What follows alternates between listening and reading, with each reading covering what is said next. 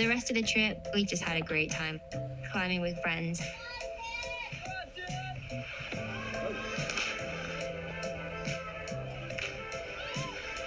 That is Hazel Findlay, one of the best all-round climbers in the world.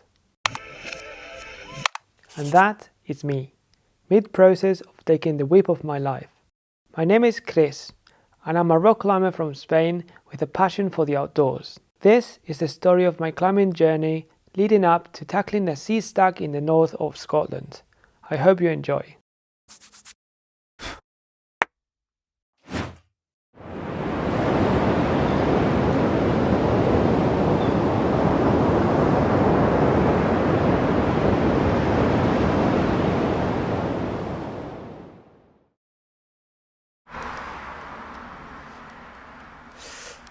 Alright, so today I'm at Blackwell Dale, which is a limestone crag in the Peak District. As of June 2024, I had been climbing for about 15 years. I started in 2009, and since then, climbing has become an integral part of my life.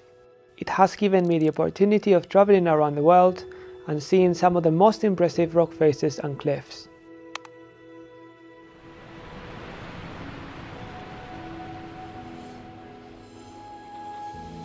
In 2018, I made the decision to move to London, and in hindsight, it's been one of the best decisions I could have ever taken. It was in this year that I started working at the climbing centre, which has been amazing for meeting very experienced climbers and do a lot of outdoor climbing, which has increased my climbing experience massively.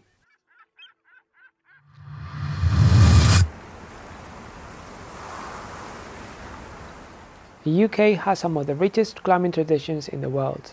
You can find pretty much every rock type you can think of, and there are over 11,000 miles of coast, where you can find some of the most dramatic crags. However, most of it is trad climbing, and trad is, without a doubt, the principal discipline of the British climbing scene. Trad is a style in which I have zero experience. It just wasn't a thing any of my friends did when I started climbing, and the idea of it terrified me, so why would I even bother?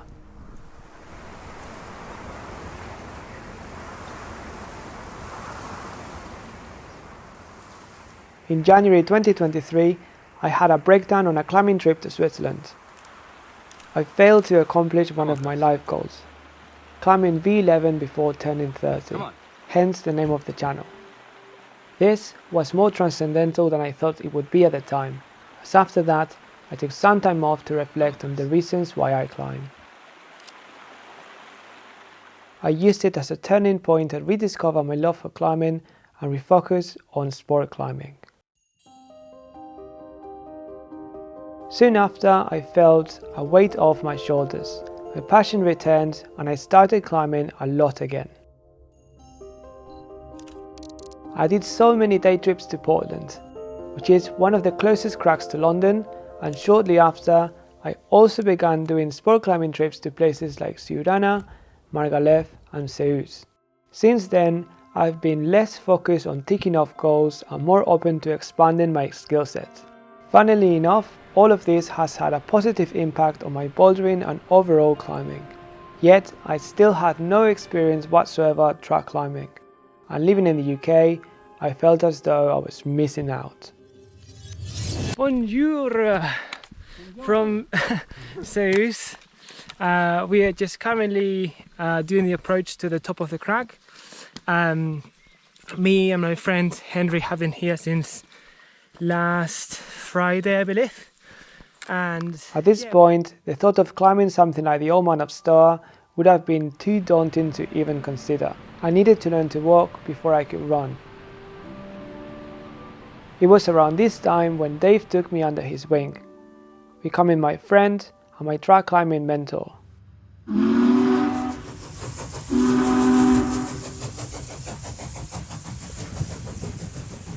think it's up here. Here on the right? Yeah, I think that there's like a bulging nose. I'm pretty sure I remember climbing past that at one point. Somewhere around April 2024, He took me out to North Wales for a few days, where he showed me the basics of gear placement, belay building and trad multi-pitch. On this anchor is super important for me because if It stays and then the other way around. Magic. Having a bouldering and sport climbing background, my track climbing knowledge, gear placement and twin rope management was simply non-existent. I go for pink!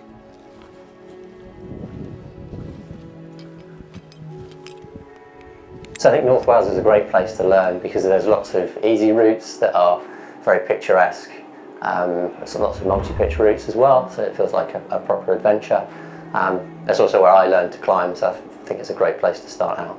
Spending a few days between Tremadoc and Clogin-Eroin was an invaluable experience for me, and also the start of my track climbing apprenticeship, which since then I have kept building on, together with my sport climbing.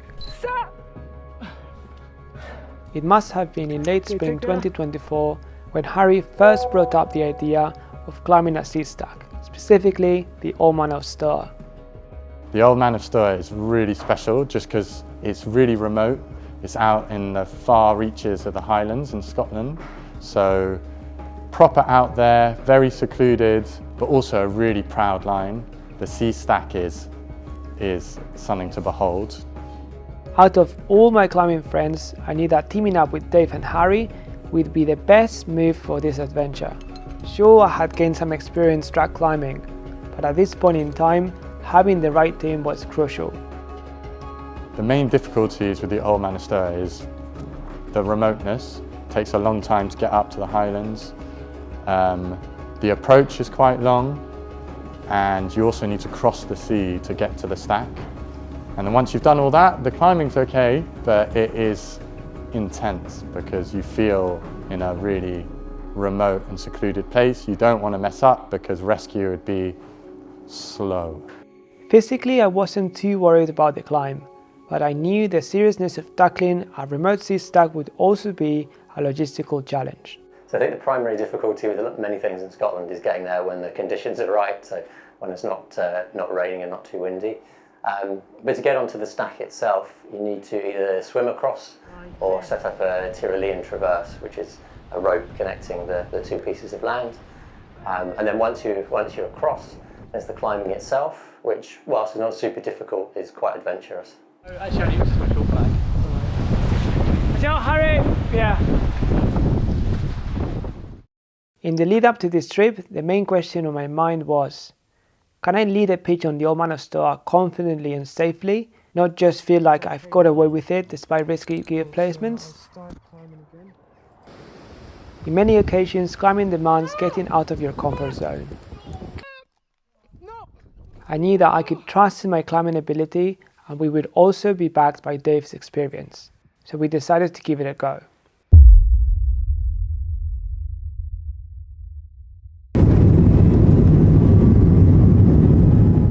Being from Spain, getting on that plane to Inverness felt like we were going on an expedition to the Arctic. On the 3-hour drive towards Achmelvich, I witnessed some of the wildest landscapes I've ever seen. I hadn't been that high up north in Scotland before, so I was stunned by the wild character of the landscapes.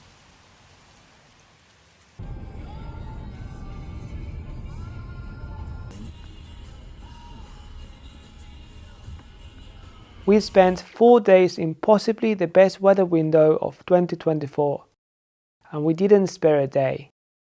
We took advantage of every second to climb at some of the best crags of the northwest coast. However, the main objective of the trip was always going to be the day at the Stoer.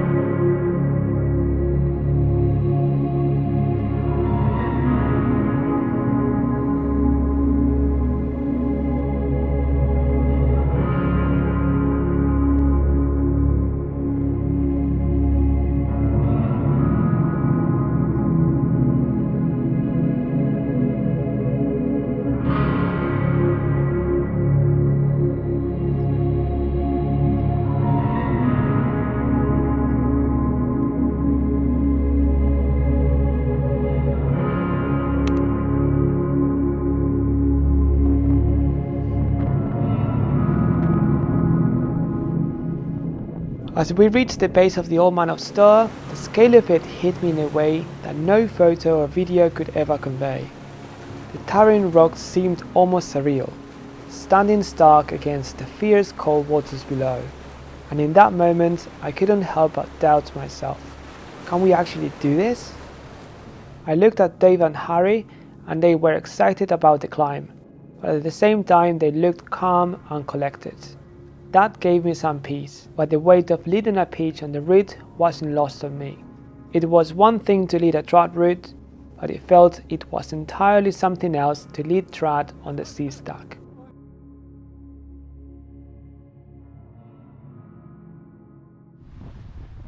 Harry broke the ice, venturing off to lead the first pitch. This was a traverse that would get us to the southwest side of the stack, where the route trends up. We switched over on the belay stance, and Dave carried on the second pitch, which this time went directly up the stack.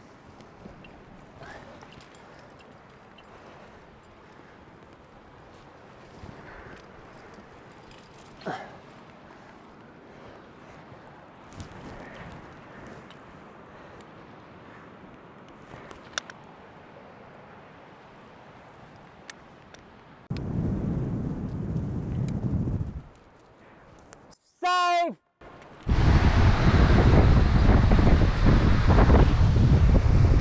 Oh, the rock is so good. It is, isn't it? That was such nice climbing. Yeah. Really like sticky and peachy.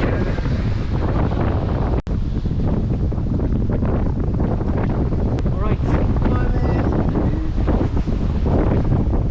I really hope I don't freak out.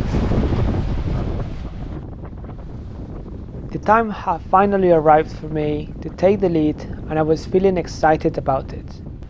Having said that, the first few moves were a blur of focused effort.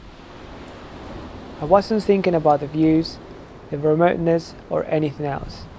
I was thinking about the pitch, the climbing alone, and every gear placement, making sure it would hold if the wind picked up or if fire slipped. The further I climbed, the more I realized that it wasn't about feeling confident right away, but about earning that confidence through each decision. Not every piece of gear sat quite as perfectly as I wanted, or some holds felt less bomber than I expected. But that's where the overall climbing experience kicked in. Trusted my fitness, climbing ability, intuition, and the knowledge that I had the right team behind me. At one point, I was able to stop, breathe, and reset, reminding myself that climbing is about putting one foot in front of the other. And slowly, piece by piece, I realized that I wasn't just getting away with it. I was leading the pitch with control and making decisions that were solid. Casey! As I got to the end of this pitch, I set up the belay and both Harry and Dave seconded. Nice one. That really hard, man. Quite cool. I might put the hands of free there. Probably not helping actually because the feet were a bit vague, weren't they? Oh.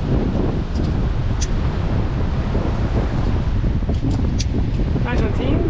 Well done. Well done to you. Harry then took over and led the next pitch, which was without a doubt the most exposed.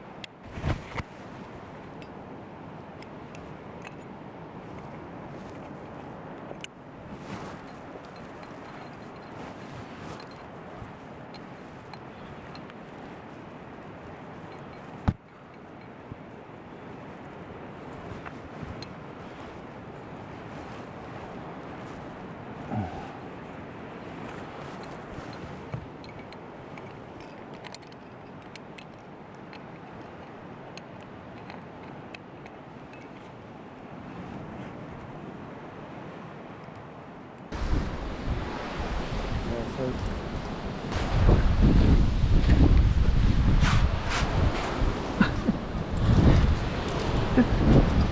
Yeah, dude. I don't know how you bring me here for. Like an hour. Yeah, but it's only 40 minutes, I think. Muy bien. Harry's having the time of his life. This is crazy. This is crazy. Don't get too close to the I did a traverse pitch, I think it was pitch 4, and I got my ropes a bit mixed up, so I ended up with a lot of rope drag. That meant I couldn't reach the belay stance. The rope drag was so strong that I couldn't move, so I set up anchor on this overhanging stance and just had to do a hanging belay of 2 cams, and it was yeah, a little bit scary to say the least, but it was the best of a bad situation. After this, we thought that Dave should definitely be the one topping out the stack, as he was our mentor and deserved the honour more than anyone else. So he was the one to take the lead from there and climb the last pitch of the stack, which definitely became one of the highlights of the trip.